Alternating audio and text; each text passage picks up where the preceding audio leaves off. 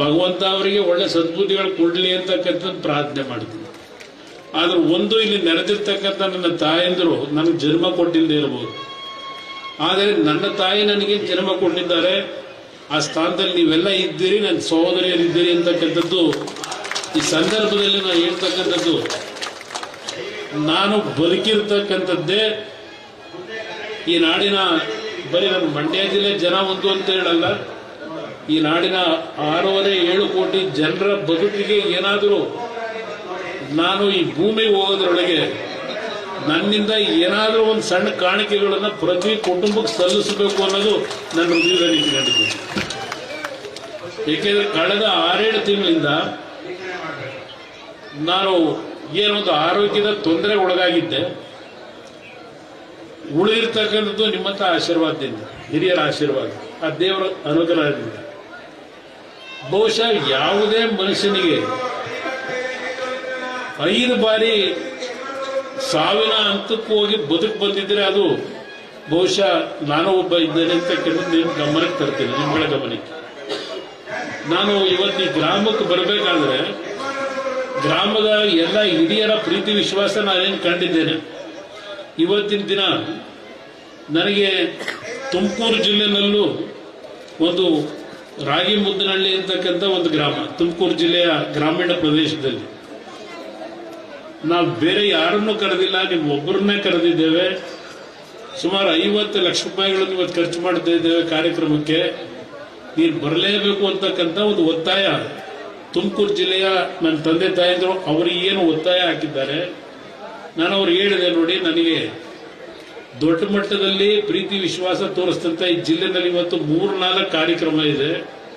ಆ ಕಾರ್ಯಕ್ರಮಗಳನ್ನೆಲ್ಲ ಮುಗಿಸಿ 4 ಗಂಟೆಗೆ ತಮ್ಮ ಗ್ರಾಮಕ್ಕೆ ಬರ್ತೀನಿ ಅಂತಕ್ಕಂಥ ಮಾತು ಕೊಟ್ಟವರಿಗೆ ಇವತ್ತು ಇದೆಲ್ಲ ಮಂಡ್ಯ ಜಿಲ್ಲೆನಲ್ಲಿ ಈಗ ಶ್ರೀರಂಗಪಟ್ಟಣದಲ್ಲಿ ಒಂದು ಕಾರ್ಯಕ್ರಮ, ಅದನ್ನೆಲ್ಲ ಮುಗಿಸಿ ನಾನು ಇವತ್ತು ಹುಲುವಾನೆಗೆ ಹೋಗಬೇಕಾಗಿತ್ತು. ಆದರೆ ಈ ಒಂದು ನನಗೆ ಇರ್ತಕ್ಕಂಥ ಸಮಸ್ಯೆ ಒಳಗೆ ನಿಖಿಲ್ ಕುಮಾರಸ್ವಾಮಿ ಅವರನ್ನ ಹುಲುವಾನ, ಗೆಜಲಿಗೆರೆ ಆ ಭಾಗದಲ್ಲಿ ಕೆಲವು ಕಾರ್ಯಕ್ರಮಕ್ಕೆ ಕಳಿಸಿ ನಾನು ತಮ್ಮ ಗ್ರಾಮಕ್ಕೆ ಭೇಟಿ ಕೊಟ್ಟಿರ್ತಕ್ಕಂಥದ್ದು. ಇವತ್ತು ನೀವು ಇಟ್ಟಿರ್ತಕ್ಕಂಥ ಪ್ರೀತಿ ವಿಶ್ವಾಸ ಮರೀಲಿಕ್ಕಾಗಲ್ಲ. ಪುಟ್ಟರಾಜಣ್ಣ ಅವರನ್ನು ತಾವು ದೊಡ್ಡ ಮಟ್ಟದಲ್ಲಿ ಆಶೀರ್ವಾದ ಮಾಡಿದ್ದೀರಿ. ಒಂದು ಮಾತು ಹೇಳ್ತೇನೆ, ಕಳೆದ ಲೋಕಸಭಾ ಚುನಾವಣೆಯಲ್ಲಿ ಏನೋ ಕುಮಾರಣ್ಣನ ನಾವು ಮಂಡ್ಯ ಜಿಲ್ಲೆಯಲ್ಲಿ ಗೆಲ್ಲಿಸ್ಕೊಂಡ್ರೆ ಈ ಜಿಲ್ಲೆಗೆ ಏನೋ ಒಂದು ಒಳ್ಳೇದಾಗುತ್ತೆ ಅಂತಕ್ಕಂಥ ಒಂದು ನಿರೀಕ್ಷೆ ಇಟ್ಕೊಂಡು ನಾನು ಚುನಾವಣೆ ಮತ ಕೇಳಕ್ ಬರದೇ ಇದ್ರು ಅತ್ಯಂತ ದೊಡ್ಡ ಮಟ್ಟದಲ್ಲಿ ಗೆಲ್ಲಿಸಿದ್ದೀರಿ. ಒಂದು ಭಗವಂತನ ಒಂದು ಪೂಜೆ ಸಲ್ಲಿಸೇನು ಬಂದಿದ್ದೇನೆ, ಮಾರಮ್ಮ ತಾಯಿಯ ಪೂಜೆಯನ್ನ. ಈ ಜಿಲ್ಲೆಯ ಜನತೆಯ ನಿರೀಕ್ಷೆಯನ್ನ ನಾನು ಹುಸಿಗೊಳಿಸೋದಿಲ್ಲ ಅನ್ನೋದನ್ನ ಆ ದೇವರ ಸನ್ನಿಧಾನದಲ್ಲಿ ನಿಮ್ಗೆ ಗಮನಕ್ಕೆ ತರ್ತೀನಿ. ಸಮಯ ಬೇಕು ನನಗೆ. ಯಾಕೆಂದ್ರೆ ಮೊನ್ನೆ ಇತ್ತೀಚೆಗೆ ನಾನು ವೈಯಕ್ತಿಕವಾಗಿ ಈ ದೇಶದಲ್ಲಿ ಚೈನಾದ ಒಂದು ರೆಸ್ಟ್ರಿಕ್ಷನ್ಗಳು ಹಾಕಿದ್ರಿಂದ ಒಂದು ಯೋಜನೆಯನ್ನ ನಮ್ಮ ಇಲಾಖೆಯಲ್ಲಿ ತರಬೇಕು ಅಂತ ಹೇಳಿ ಬಹಳ ಶ್ರಮಪಟ್ಟು ಪ್ರಧಾನಮಂತ್ರಿಗಳನ್ನ ಕನ್ವಿನ್ಸ್ ಮಾಡಿ ರೇರ್ ಅರ್ತ್ ಮ್ಯಾಗ್ನೆಟ್ ಅಂತಕ್ಕಂಥದ್ದು ಬಹಳ ಪ್ರಮುಖವಾಗಿ ಬೇಕಾಗಿರತಕ್ಕಂಥದ್ದು ದೇಶದ ಹಲವಾರು ಪ್ರಗತಿಗೆ, ಹಲವಾರು ಇಲಾಖೆಗಳಿಗೆ. ಆ ಒಂದು ಚೈನಾದಿಂದ 90% ನಮ್ಮ ದೇಶಕ್ಕೆ ರಫ್ತು ಮಾಡ್ತಾರೆ. ಈಗ ಅದನ್ನು ನಿಲ್ಲಿಸಿದ್ದಾರೆ.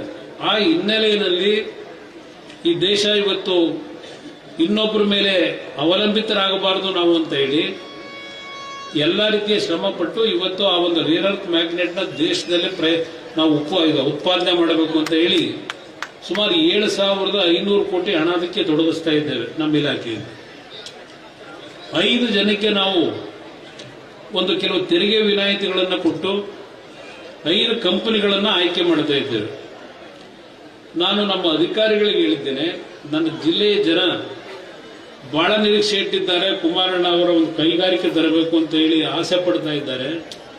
ನನ್ನ ಮರ್ಯಾದೆ ಉಳಿಸ್ಲಿಕ್ಕಾದರೂ ಈ 5 ಕಂಪನಿಗಳಲ್ಲಿ ಒಂದು ಕಂಪನಿಯನ್ನ ಮಂಡ್ಯ ಜಿಲ್ಲೆಯಲ್ಲಿ ನಾವು ಪ್ರಾರಂಭ ಮಾಡಬೇಕು ಅಂತ ಹೇಳಿ ನಾನು ಏನು ನಮ್ಮ ಅಧಿಕಾರಿಗಳಿಗೆ ಸೂಚನೆ ಕೊಟ್ಟಿದ್ದೇನೆ.